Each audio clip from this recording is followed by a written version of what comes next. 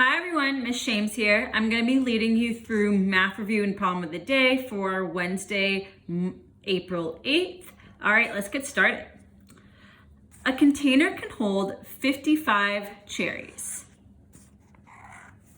If a company had 3,740 cherries, how many containers can they fill?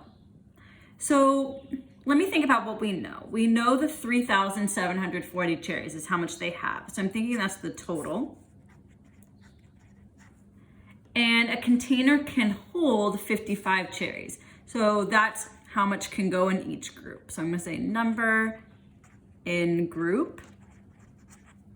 And we wanna know how many containers can they fill. So that's the number of groups.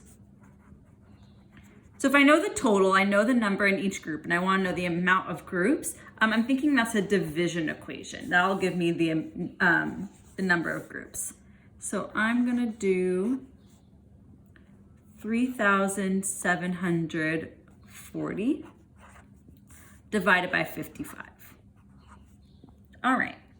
So 55 can't go into 37, so I'm going to have to figure out how many times 55 can go into 374.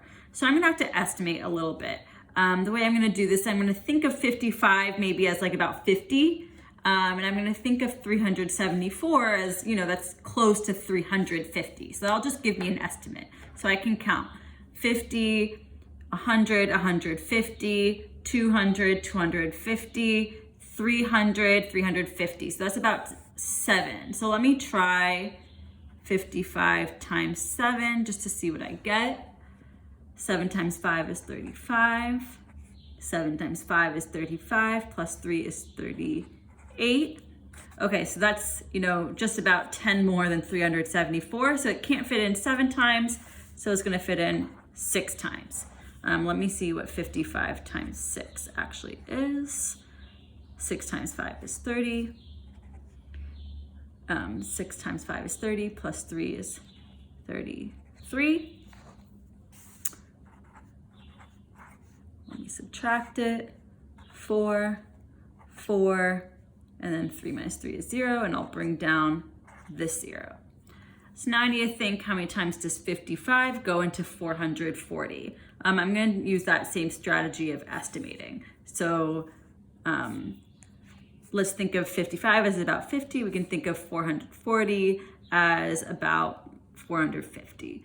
So 5, 50, 100, 150, 200, 250, 300, 350, 400, 450. That's about, let's try 8.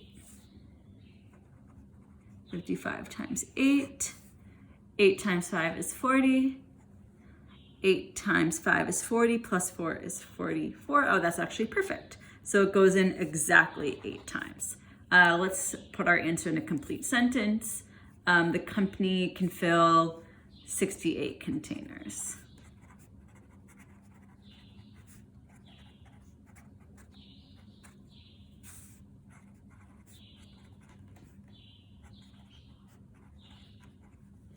Awesome.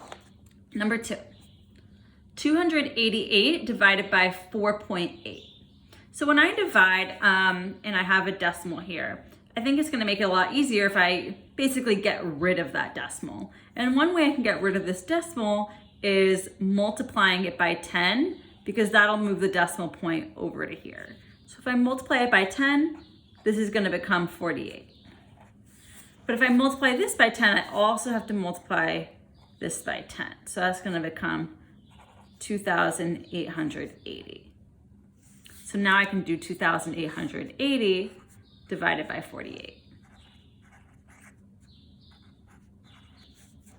48 can't go into 2, it can't go into 28. So let me think about how many times it can go into 288. I'm gonna use a similar strategy as I did in problem 1. I'm gonna think of 48 as about 50. I'll think of 288. Maybe I'll just round it up to 300 for now. So let me count. 50, 100, 150, 200, 250, 300. So that's 6 times. So let's see what 48 times 6 is. That strategy of estimating works a lot, so you're not just guessing random numbers and you have a starting place. 6 times 8 is 48. 6 times 4 is 24, plus 4 is 28. Oh, perfect. So 48 goes in 6 times. Sorry, 288. I'm going to subtract it. I get 0. I'll bring down this 0. And 48 goes into 0 times. And 60 is the answer. Let's keep going. 18 feet equals how many yards and how many inches? Okay, so I'm going to do the yards and inches separately. So I know that 1 foot is equal to 3 yards. Oh, I'm so sorry. Miss Shame's making all sorts of mistakes. 3 feet is equal to 1 yard. And I want to know 18 feet is equal to how many yards?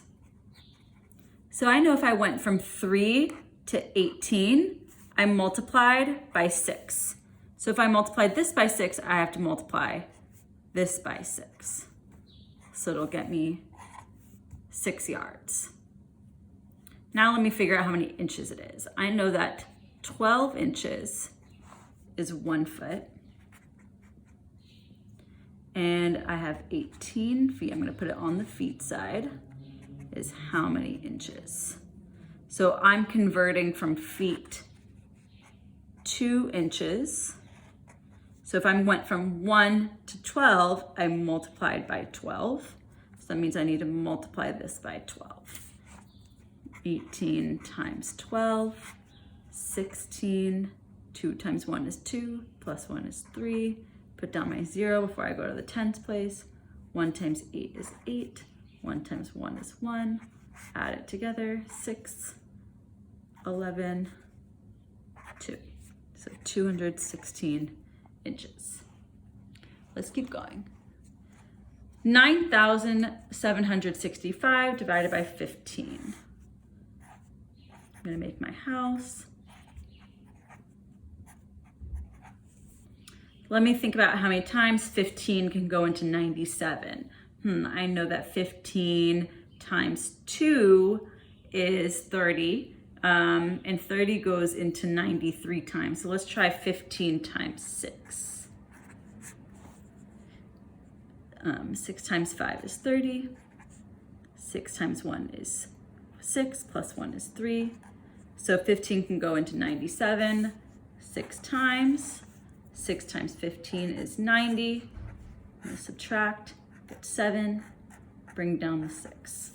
All right, let's think about how many times 15 can go into 76. Well, actually, it looks like I think 75 is about 15 less than 90. So I'm thinking it can go in 5 times. Let's try it. 5 times 5 is 25. 5 times 1 is 5, plus 2 is 7, and I was right. So it can go in 5 times. Subtract, bring down the 5. 15 can go into 15 1 time. 651 is the answer. All right, let's keep going. Each day last week, Miss Wilson, walked. I forgot a word. Walked 3/4 of a mile. What is the total distance in miles Miss Wilson walked in 4 days? So there's 4 days. I'm drawing boxes for days just to help me visualize it. And each day she walked 3/4.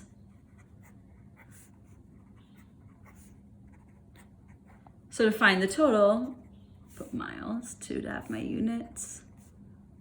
To find the total, I need to do 3/4 times 4. So I know that 3/4 times 4 is going to give me 12/4. I know that fraction is the same as division. So 12 divided by 4 is equal to 3. So my answer is 3 miles. Moving along. 8/10 minus 1/5. So if I'm gonna subtract, I need to find a common denominator. In my head, I can tell that a common denominator between 10 and 5 is 10. This fraction here is already in tenths, so I'm gonna give it a check. I'll leave it alone.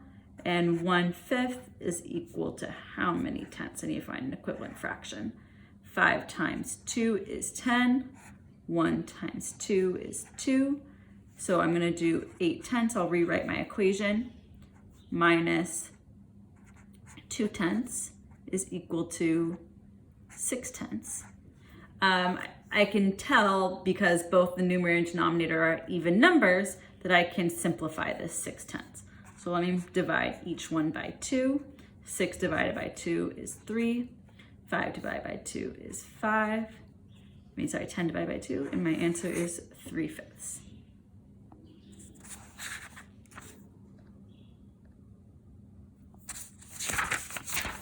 Moving on. Problem of the day. A section of a rectangular floor tiles as shown below. Each square tile has a side length of 1/5 of a foot. What is the area in square feet of the section of the rectangular floor that is covered with 4 tiles? So I need to find the area of this shape.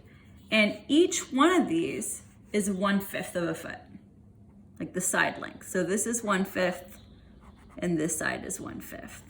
So they're square tiles.